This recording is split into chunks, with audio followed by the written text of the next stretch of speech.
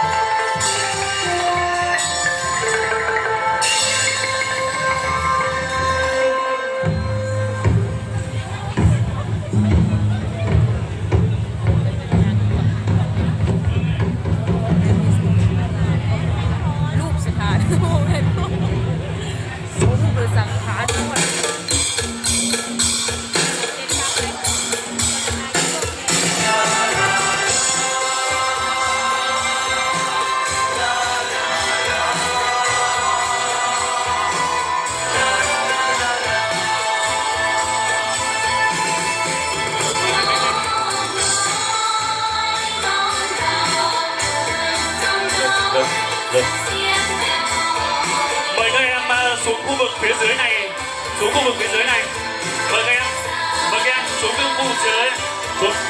Xin mời quý đại biểu chúng ta hãy thể hiện điệu nhảy của Lào của chúng ta để bộ phận truyền thông ghi hình chúng ta sẽ giao lưu.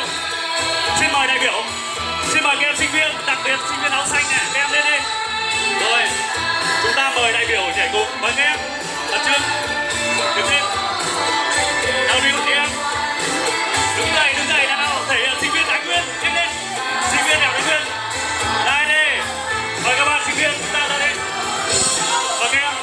Thoải mái mà điều này nó dễ mà. Bắt thẳng thế. Đây. Các em áo xanh ở tầng chút đấy. Nhảy đi. Lên đi các em ơi. Lên đi. Nhanh lên.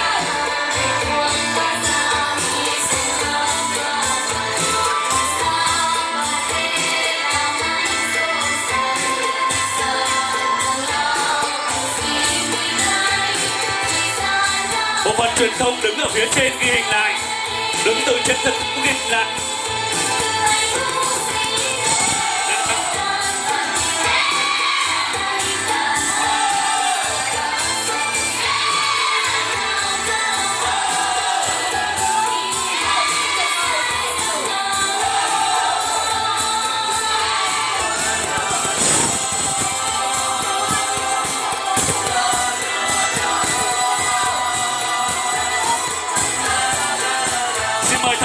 Thầy Tiến vào giữa